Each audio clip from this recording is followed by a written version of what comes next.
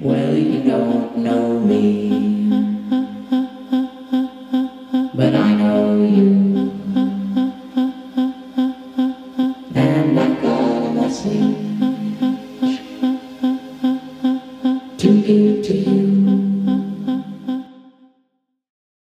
In Understanding Media, Marshall McLuhan calls the telephone speech without walls, an extension of the ear. But as the sender is sent somewhere over the horizon, it's not just an ear, say, but a full-on sensorium of screaming memes and flashy apps. My telephone is my phone book, TV, newspaper, cinema, menu, library, my living room.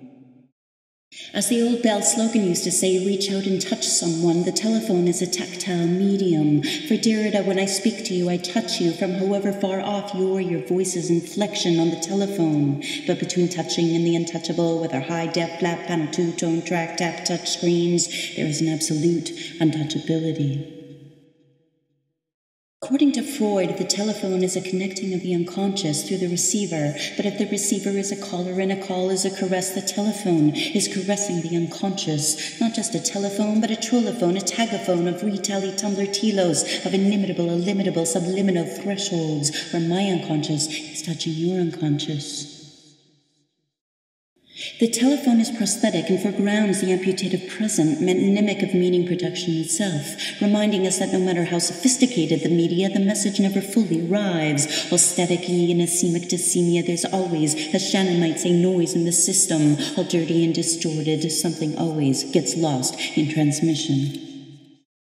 And as we are remediated through the now wireless technologies, the telephone highlights how the present is always represented in a messy, prescient, oppressing sense, that the future is the present which we walk backwards into, a present which is also a gift, or a gift given with no giver, regifted in a remediated immediacy. Proust calls the telephone a supernatural instrument through which we make the non-present present, through the other's vocal inflections, timbres, accents, cultivating a spectral phantasm, a phantasmatic spectre, for grounding, the word phony also means unreal voice. Or just as Kern argues, the telephone fundamentally alters our understandings of time and space, enables us to be in multiple places at the same time, annihilates distances, expands lived space where all is replaced in hyperspatial interplays, remembering that an early definition of cyberspace is where you are when you talk on the phone. And as I use my telephone to not just speak, but to message, text, Facebook, Tumblr, Twitter, it becomes synectic of where the spoken meets the written, where grammatology meets orality. My language is alive with the sound of technology, and thus kicks some age-old Western teleological binaric distinction to the curb, giving phonocentrism a new meaning. Because even though phone means sound as in phonetics, it comes from the ancient Greeks who adapted the Semitic alphabet, referring to it as Phoenician writing. So with both my mouth and my fingers, I participate in my media, re-signing sounds through new symbolic systems of my telephone. Which is both hot and it's cold, it's in and it's out, not just updating the McLuhan axiom, but represents the mark of Derridian circumcision. The telephone is the cut that opens the word or the heart or the ear of the other, both a cutting off and into, a refracted parataxis, axioms of ragpraxis. And as it arouses sight and touch and even smell, the telephone becomes a MySpace, Google Circle, Facebook global village, a cordless cord of entwined bodies imposing a ventriloquy, not just separating the voice from the body from being, but connecting and reconnecting through an orgiastic arena of linkages. And as such, all rechargeable and wireless, the telephone allows us as hunters and gatherers to re-roam the world as modern nomads, unattached and unencumbered by maps, compass, books, cameras, CDs, but can freely traverse vagrant, knowing we are never alone. I wander only as a crowd.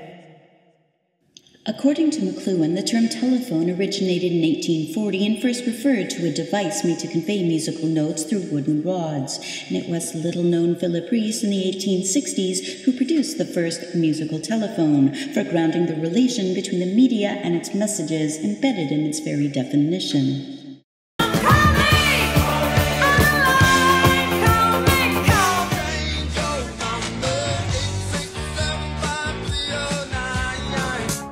Just call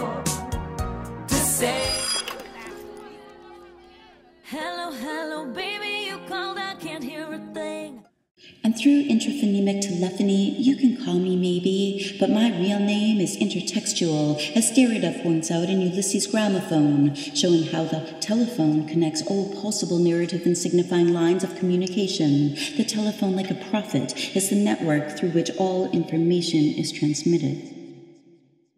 But that information, like in the children's game Telephone, is often distorted, and though the telephone is used to spread information, lines are crossed and it becomes a telephone, a telephone, detailing and retelling as the tell tolls, as Avital Ronell points out, destabilizes subjectivity, connecting the unconnectable.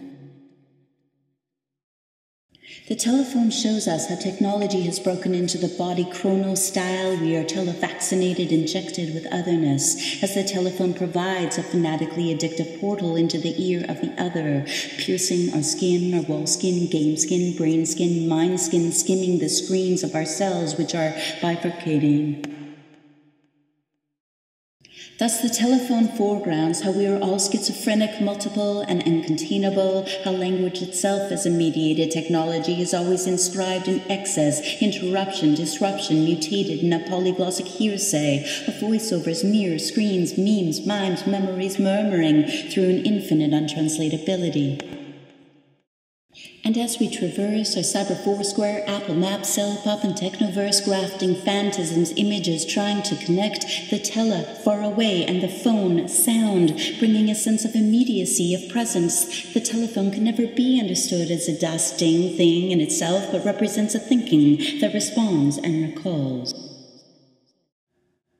So as an ever-ringing das Ding, a swingy bling tones, the telephone reminds us, however tribally connected we think we are, all webbed up and beaten down, slap, bappy, and high def, we are tweeting trending images on the galaxy walls through the intertubes of meaning, mind surfing, and live streaming, screaming to be heard. Forget your troubles, come on, get happy. You better chase all your cares away. Shout hallelujah, come on, get happy. Get ready for the judgment day. The sun is shining, come on, get